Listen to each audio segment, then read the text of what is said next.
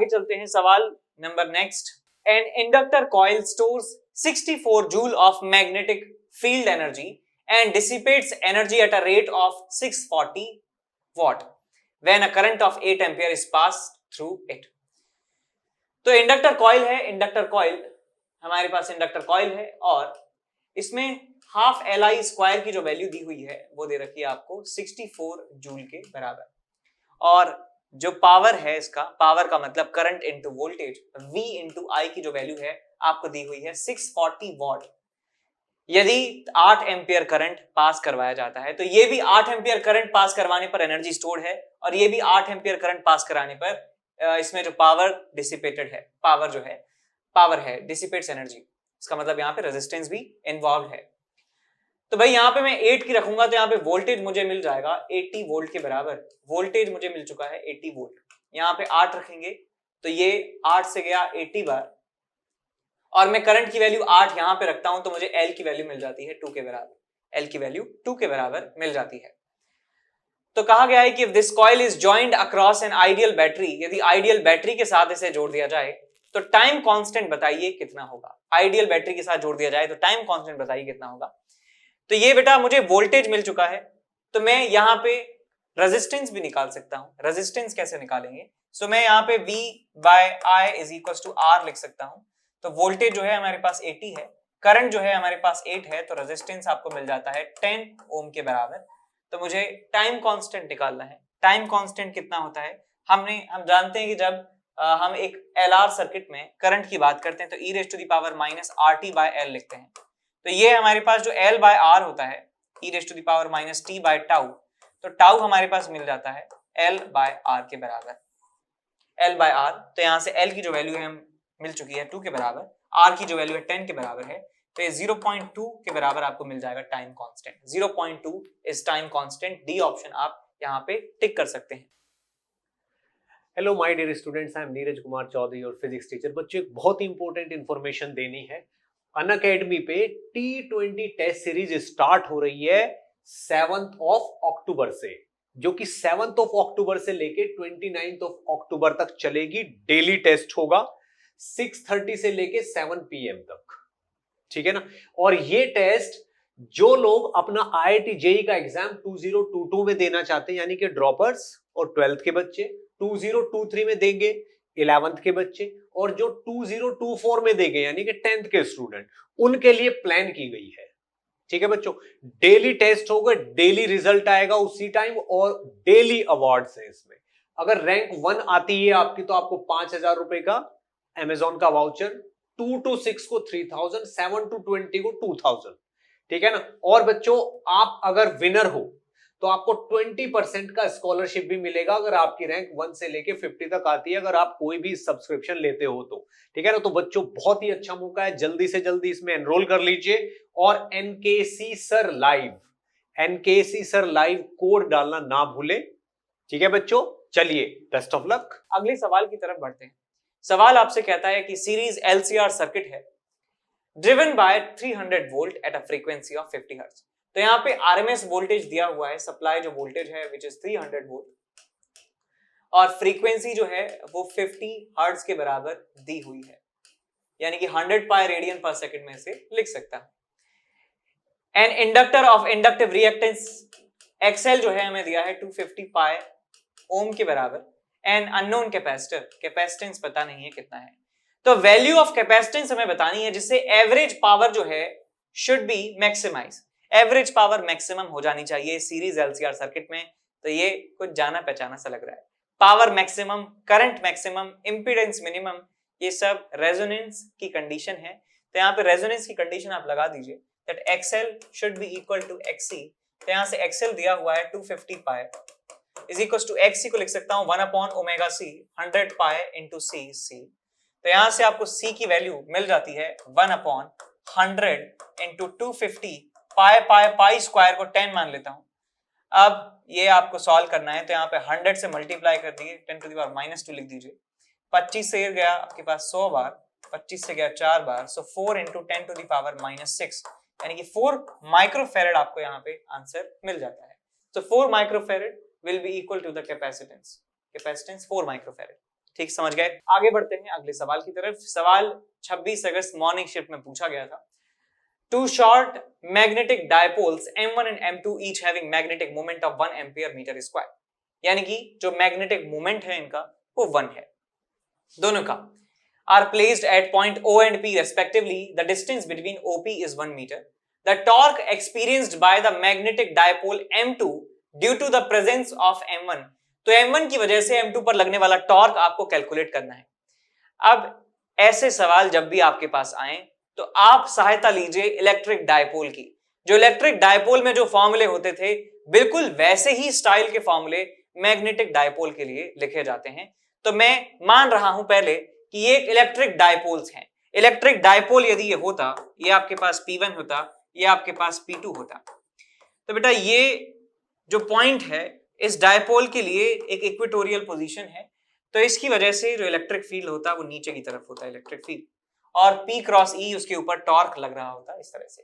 तो बिल्कुल सेम चीज यहां पे आपको सोचनी है कि इस मैग्नेटिक डायपोल की वजह से ये इक्वेटोरियल पोजीशन पर जो मैग्नेटिक फील्ड है वो इस तरफ होगा, और ये मैग्नेटिक मोमेंट है हमारे पास M2, दोनों के बीच में एंगल जो है 90 डिग्री के बराबर है। तो यहाँ पे मैं टॉर्क लिख सकता हूँ, टॉर्क होता है mb sin theta m cross b, तो ये साइन थीटा जो है इसको साइन 90 लिख सकता हूँ। m जो है हमें पता है 1 के बराबर है। मैग्नेटिक फील्ड का फॉर्मूला जैसे इक्वेटोरियल पोजीशन पे फॉर्मूला होता है kp upon r square, axial में होता है 2kp बाय r क्यूब, ये kp अपॉन r क्यूब होता है, सॉरी। ऐसे ही यहाँ पर भी फॉर्मूला होता है हमारे पास 2m अपॉन r क्यूब। तो यहाँ से आपको मिलेगा म्यू नॉट अपॉन 4 पाई, यहाँ पे k है, यहाँ पे म्यू नॉट अपॉन 4 पाई है, यहाँ पे p है, यहाँ पे m है, यहाँ पे r क्यूब है, यहाँ पे भी r क्यूब है, और साइन 90 आप यहाँ पे लिख दीजिए इसे। So it's 1 into 10 to the power minus 7 into m is 1, distance जो है वो भी 1 है, आपको यहाँ से मिल जाता है 10 to the power minus 7 newton metre आपको मिलेगा answer. So 10 to the power minus 7 into 1 आपका आंसर मिल जाता है आपको। आगे चलते हैं अगले सवाल की तरफ। सवाल हमारे पास है कुछ ऐसे। 27th of August evening shift में आपसे पूछा गया था, A constant magnetic field of 1 Tesla is applied in x greater than 0 region, x greater than 0। तो ये हमारे पास x वैल्यू बताई गई है, x is equal to 0 है यहाँ पर, और ये जो पूरा रीजन है यहाँ पर मैग्नेटिक फील्ड एग्जिस्ट करता है 1 टेस्ला के बराबर, मैग्नेटिक फील्ड है 1 tesla. A metallic circular ring of radius 1 metre, ये जो मेटालिक रिंग है इसका रेडियस 1 मीटर के बराबर है, यानी कि ये 1 मीटर के बराबर है radius, is moving with a constant velocity of 1 metre per second, और ये 1 सेकंड में 1 मीटर ट्रेवल करती है 1 मीटर पर सेकंड स्पीड से ये चल रही है। As t is equal to 0, the center O of the ring is at x is equal to -1, यानी कि ये जो सेंटर था इनिशियली इस x बराबर -1 डिस्टेंस पे था, यानी कि सेंटर कहीं यहां था, सेंटर कहीं यहां था t बराबर 0 पर।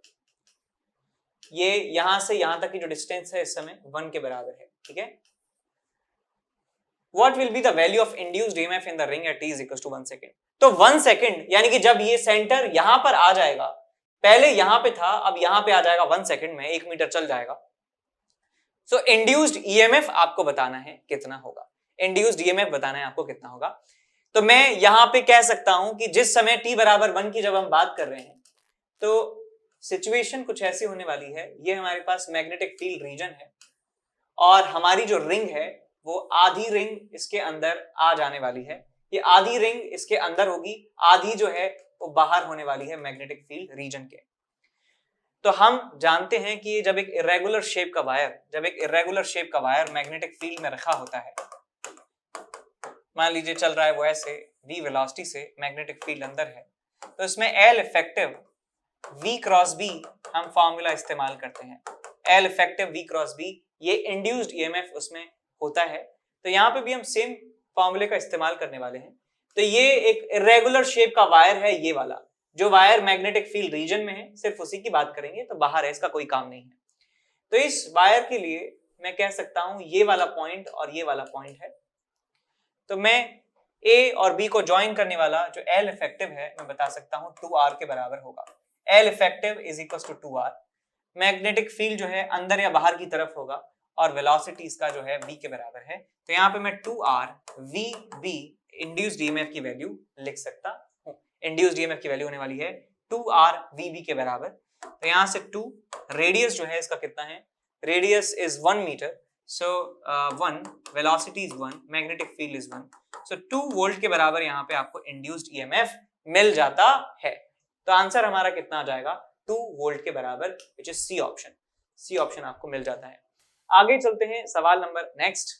अ coaxial cable consist of an inner wire of radius a. एक हमारे पास केबल है, कोएक्सियल केबल है, उसका इनर रेडियस जो है, इनर वायर का रेडियस है ए के बराबर। ये होता है कुछ इस तरीके से, लाइक दिस। ये हमारे पास वायर है जिसमें करंट जाता है आई के बराबर और जिसका रेडियस ए के बराबर है, तो डायमीटर हो गया 2a के बराबर। is surrounded by an outer shell of inner and outer radius b and c। अब ये सराउंडेड है एक आउटर शेल के द्वारा, एक आउटर शेल के द्वारा ये सराउंडेड है। तो यहाँ पे मैं एक हॉलो शेल बना सकता हूँ लाइक दिस, जिसका इनर रेडियस जो है वो b के बराबर है, यानी कि ये डायमीटर हो गया 2b और ये बाहर वाला डायमीटर हो गया 2c।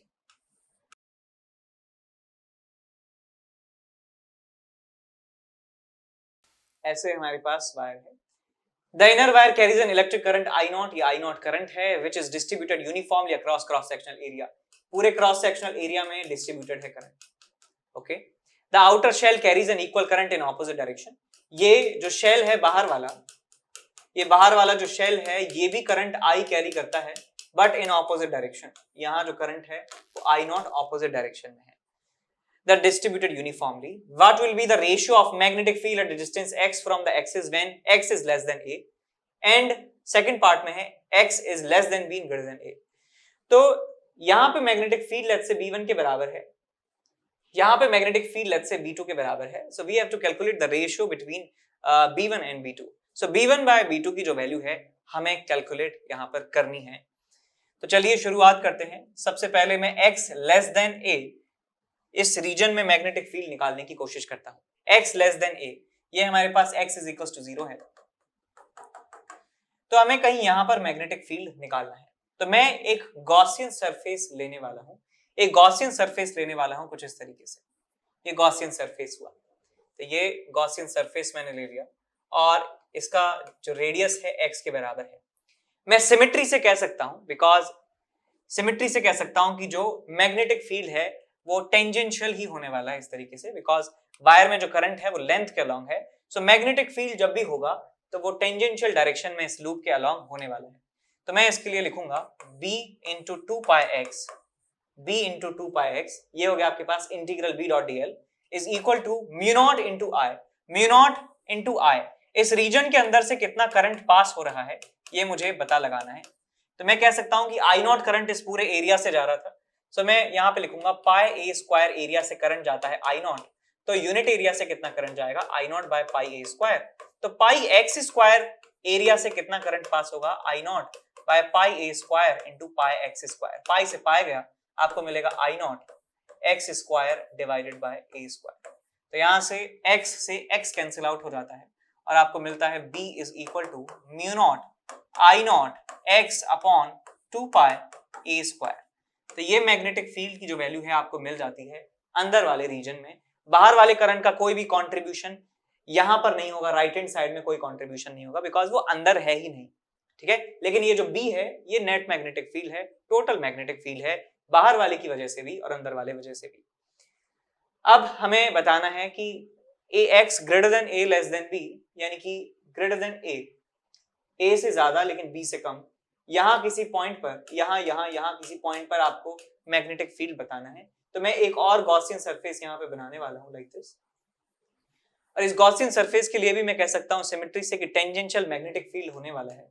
इसका जो मैग्नेटिक फील्ड है टेंजेंशियल डायरेक्शन में होने वाला है, ठीक है। या तो हो सकता है ऐसे ऐसे जाए या हो सकता है ऐसे ऐसे जाए, लेकिन टेंजेंशियल होगा।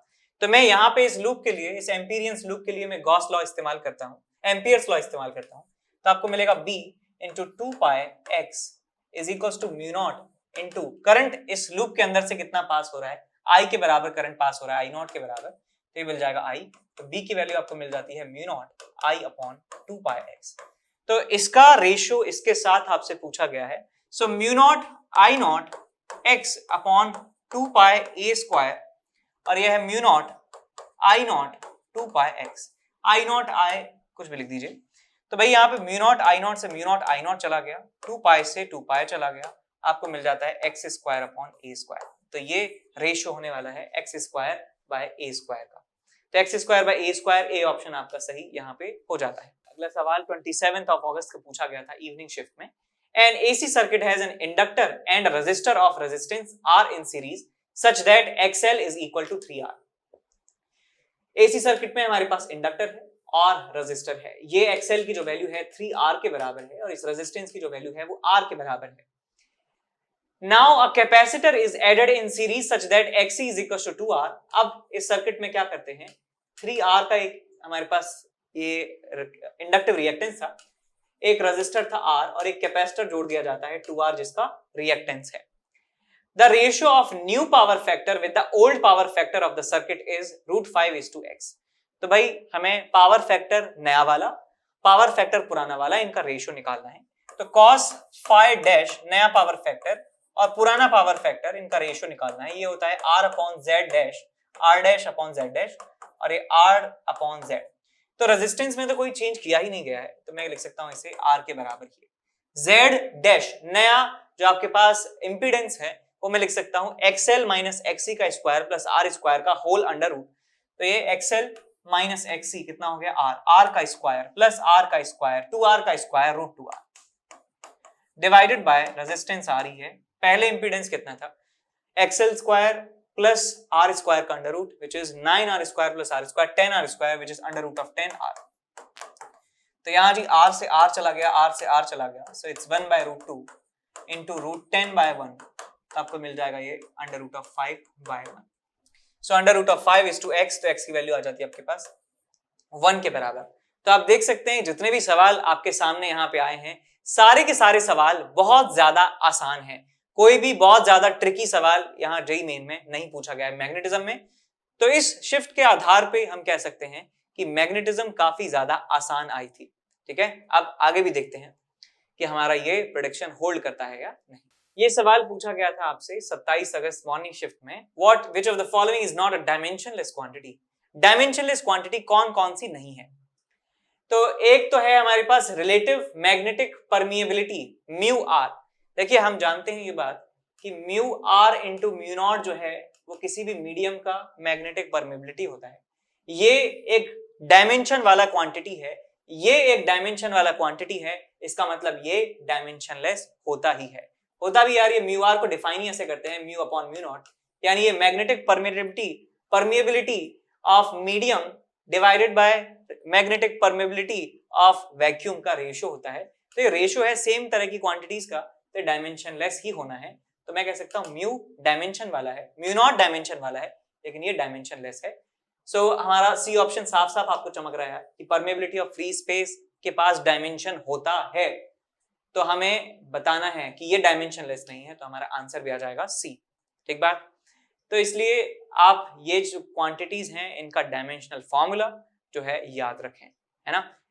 जो मैग्नेटिक मटेरियल वाला चैप्टर है उसमें भी कुछ आपके पास क्वांटिटीज हैं, जैसे मैग्नेटाइजेशन इंटेंसिटी, मैग्नेटाइजिंग फील्ड और जो भी हैं साई वगैरह, म्यू, एच, सारे जो हैं उनकी आप यूनिट एटलीस्ट याद रखें। तो हम सवाल यहाँ पे डिस्कस कर रहे हैं। क्वेश्चन आपसे कहता है 2 ions of mass 4 AMU and 16 AMU have charges +2e and +3e respectively. These ions pass through the region of constant perpendicular magnetic field. The kinetic energy of both ions are same. Then options में 4 options हैं, पूछा गया है कि light ion will deflected, deflection के बारे में पूछा गया है, कौन ज्यादा डिफ्लेक्ट होगा, कौन कम डिफ्लेक्ट होगा, या दोनों बराबर डिफ्लेक्ट होंगे या कोई भी डिफ्लेक्ट नहीं होगा, ये सब बातें आपसे पूछी गई हैं। तो डिफ्लेक्शन हम बता सकते हैं, रिलेट कर सकते हैं रेडियस से, कि मान लीजिए कि कोई एक ऑब्जेक्ट जो है, कोई भी एक चार्ज जो है वो ऐसे डिफ्लेक्ट होता है और दूसरा चार्ज ऐसे डिफ्लेक्ट होता है, तो इसका रेडियस जो है ज्यादा है, इसका रेडियस कम है। तो जिसका रेडियस कम है वो यहां से वेलोसिटी उसका ऐसे हो चुका है, जिसका रेडियस ज्यादा है उसका वेलोसिटी यहां से यहां हुआ है बस। तो छोटा रेडियस मतलब ज्यादा डिफ्लेक्शन। सो डिफ्लेक्शन को ऐसे पोर्ट्रे किया जा सकता है that it is 1 upon radius, और रेडियस हम जानते हैं होता है mv अपॉन क्यूबी। रेडियस का फॉर्मूला होता है mv अपॉन क्यूबी mv इज लीनियर मोमेंटम, लीनियर मोमेंटम को अंडर रूट ऑफ 2m के लिखा जा सकता है, under root of 2m kinetic energy divided by qb। अब यहाँ पे मैग्नेटिक फील्ड कांस्टेंट है, ये कांस्टेंट है, काइनेटिक एनर्जी दोनों के लिए बराबर है, so I can write radius is equal to some constant और यहाँ पे लिखा जा सकता है under root of m divided by q। अब हमें दोनों का कंपेयर करना है कि किसका रेडियस ज्यादा है, किसका रेडियस कम है। यहाँ पे मैं लिखूंगा r1 by r2 is equal to under root of m under root of 4 by q which is 2e divided by under root of 16 divided by 3e। तो ये आपको मिल जाता है, e से e कैंसिल आउट हुआ, ऊपर आ गया 2 और नीचे आ गया 2, ऊपर आ गया 3, नीचे आ गया 4, 2 से 2 गया, आपको मिल गया 3/4। इसका मतलब r1 जो है वो छोटा है r2 से, इसका मतलब यहाँ पे डिफ्लेक्शन ज्यादा हुआ होगा।